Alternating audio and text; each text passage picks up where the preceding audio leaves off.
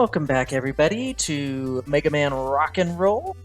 And yeah, this level went a lot better than the previous one, which was Ghost Woman. We're going to select today Dune Woman, and I think this level actually was very simple.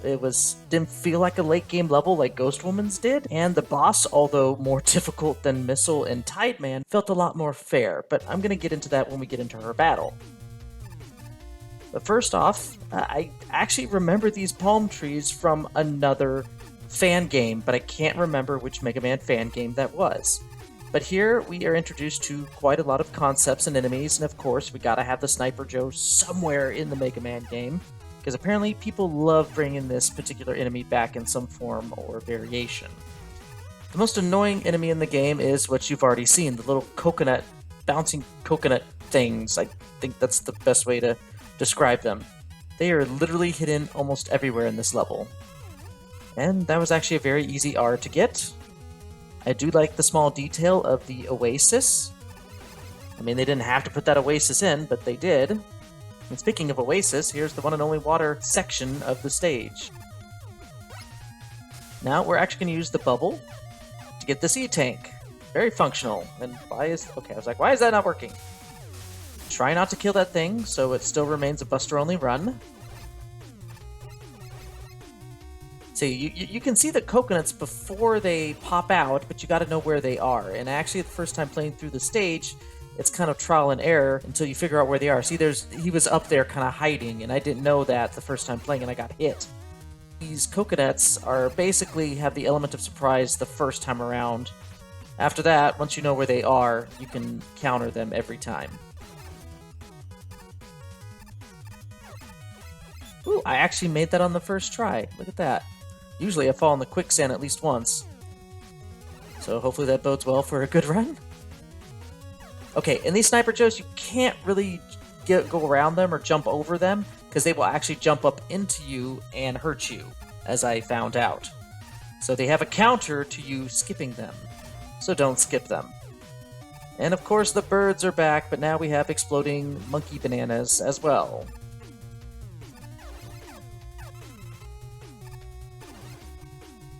Okay, that one you can jump over. Because I think he's... Oh, and I just wasted time getting in big energy when I could have just got one there. But yeah, I guess when they are stunned by dropping, they don't jump.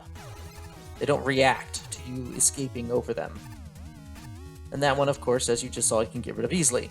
Here, just keep moving. Just move, move, move. Don't even bother with anything. Same here. Just move, move, move. And I think you need the Rush Jet for that extra life. Not that it matters in this run. Okay, if anything's going to go wrong, it's going to be right here. Because those birds are perched perfectly to knock you off as ledge bats. 2 more coconuts that are hiding in the leaves. And we're to Dune Woman. Now, Dune Woman at first seems like a very, very difficult boss to figure out, just like Ghost Woman. However, once you figure out what is happening, it's not that bad. She can shoot up to 3... I don't even know what to call those. Sand blasts? Yeah, sand blasts. There we go. She can shoot up to 2 sand blast volleys before doing one of 2 things. Sliding, jumping at you, or jumping, sliding at you. And it's actually different each time. You don't know what she's going to do. If she's going to slide and then jump and catch you, or jump and then slide. So you got to be careful and watch what she does first when she crosses the room. And then, of course, so she slid, so of course she was going to jump the second half. And then the biggest threat here is the dust storm, which sucks you in. So it's pretty random, it seems, what she does, so it's more of a reaction battle than anything else. And do not fire on the fake sand-based Dune Woman, because that'll actually just lob some sand projectiles your way, and that's just not good for the battle. So no real pattern per se, but more of just looking for the tells and responding accordingly. So this one felt difficult, but fair. It was something I could learn and I could react to. And it didn't have any bullcrap means of disrupting your movement patterns like Ghost Woman does. Okay, as expected, Desert Storm. Is it going to be like Storm Eagle? It's going to be exactly like Storm Eagle. Nice. I like that weapon. That's not exactly screen clear, but is definitely a enemy clear of sorts. Ooh, what are we getting now? We're getting beat. Does that mean we can get over pits? Or we have one pit survivability? What?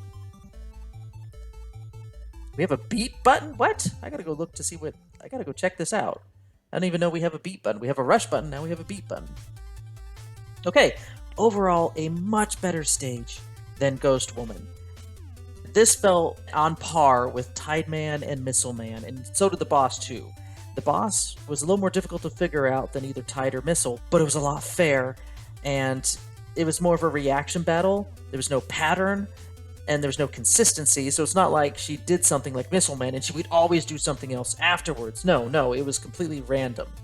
So we're gonna just save over here, but I feel much better about this stage than the previous, and I think I just chose a wrong dice roll, really, in the previous one. But she's definitely up there with Ghost Woman as being one of the first ones to beat, because she's not easy, and there's many things that could trip you up.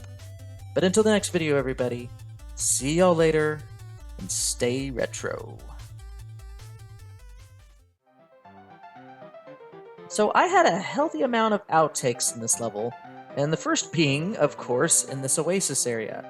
Not only did it catch me once, but it caught me twice. And the same one, too! And then this was me trying to get around because it was just annoying, and he caught me. They have a counter for you skipping them. And then me, my first time going through this bird area, because I just hate working with these bird eggs.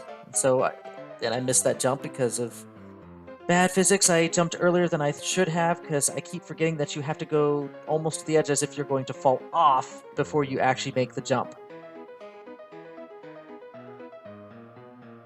And here's the area I was talking about where the ledge bats, if anything's going to go wrong in the stage, it's probably going to be right here. Yeah, that ledge bat really made me jump earlier than I should have. And then the rest of the outtakes are just me trying to learn what the heck Dune Woman is doing. Originally, I thought there was a pattern of sorts where if she dashes or jumps across the screen, she will always do the dust storm afterwards. And for a long time, that's what it seems like was true. But then in later stages, she wouldn't always do the dust storm, jumping and sliding across the screen. And so I realized there was no pattern, and it was just a game of tells, and you had to react. So whenever she dashes or jumps across the screen, you have to expect one of two things, that she'll lob some dust blasts at you, or she'll do the desert storm. And I just assume the worst and slide to the far side and get ready to jump, just in case it is the dust blasts. And yeah, it's very much a reaction battle, and it's very clear that the thing that'll catch you the most is her just sliding and jumping across the screen, and you're not sure which one she's going to do. Like there.